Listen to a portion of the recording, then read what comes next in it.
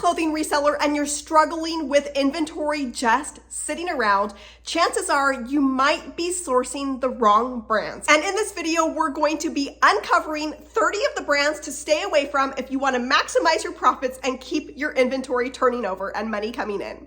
Hey, I'm Lee Meyer, and I'm the founder of Listing of Freedom and the Empowered Reseller. And I help clothing resellers make more money without hustling harder.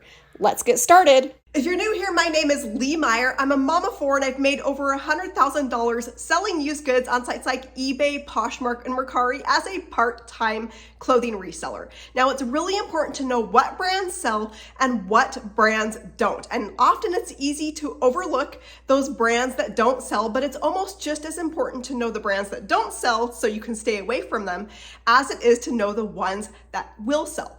And so we're going to be diving into the brands to stay away from in this video. Now, if you have not yet grabbed my free brands list, this is a list of 150 brands that I source and sell on a regular basis.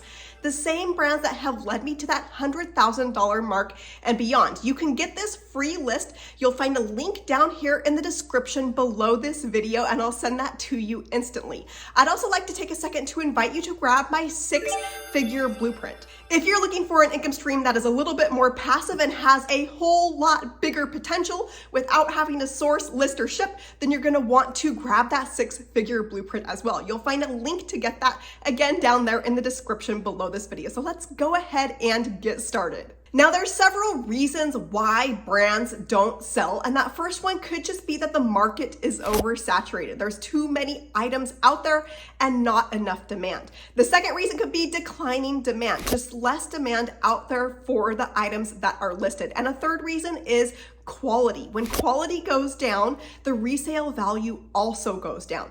And then lastly, there could just be a price mismatch between a brand that sells for a lot brand new out of the store, but then it just doesn't hold its resale value. And that is a really common beginner mistake to make, is thinking that the retail value equals the resale value, and that is not always the case. Now, in this video, I'm going to be breaking down for you 30 brands to stay away from. Now, I want to preface this by saying that this is not necessarily a hard and fast rule, and there are some times that you are going to want to source these brands, so make sure that you stick around for the end when I'm going to be going over the cases where you will want to actually source a brand and where they can actually be a really good profit potential for you.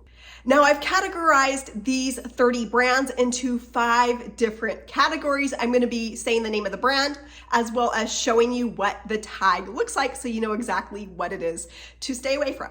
Now, the first category of brands to stay away from is mass-produced brands. These are what you might think of as mall brands. These are brands like Old Navy, Aeropostale, Forever 21, Charlotte Russe, H&M, and Faded Glory. These tend to have a low resale value because they're overproduced, mass-produced.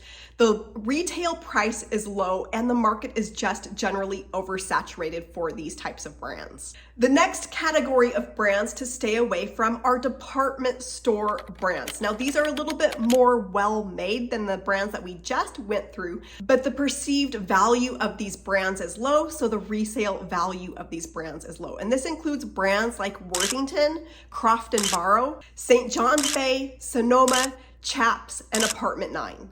The third category of brands to stay away from are what are called fast fashion brands. Now, these are usually trendy, but the quality is very, very low, hence a low resale value. These include brands like Shein, Fashion Nova, Boohoo, Rue 21, Romwe, not sure how to say that one, and Pretty Little Thing. The next category of brands to stay away from are brands that come from discount chains such as Target and Walmart. These include brands like George, Time & True, Terra & Sky, Universal Thread, A New Day, Massimo. These brands generally sell for low prices in the store, so it doesn't leave much room for profits when you're trying to resell them online. Now, the fifth category of brands to stay away from are mid-tier brands that are oversaturated. These include brands like Michael Kors, Liz Claiborne, lower-end Ralph Lauren, Tommy Hilfiger, Juicy Couture, as well as Calvin Klein. Now I mentioned that these are my general recommendations to stay away from these brands, but there's some cases where they can actually be profitable to source. And I want to give you 6 instances or 6 features to look for that may indicate that the resale value is a little bit higher and might be worth your time as well as your investment. And those 6 indications are: if the item is new with tags, it's possible that there may be enough of a profit margin. You're also going to want to look at who that item is for. In most cases for clothes, men's items tend to sell for a little bit more than women's items. You're also going to want to look at the size. So how big of a size is it? Bigger sizes tend to have a higher resale value as well as a faster sell-through rate. So if it's an item that is a plus size or a men's big and tall size, for example, that might sell faster and for a higher value than an item that, say, is an extra small. Fourth, you're going to want to look at the quality of the materials being used. Some of these brands do use nicer quality materials such as wool or cashmere, and if it's an item with a higher quality material, chances are the resale value on that will be higher as well. Fifth, you're going to want to take into consideration the type of item that it is, because some items inherently have a higher value than others. For example, a coat is higher in value than, say, a basic white t-shirt.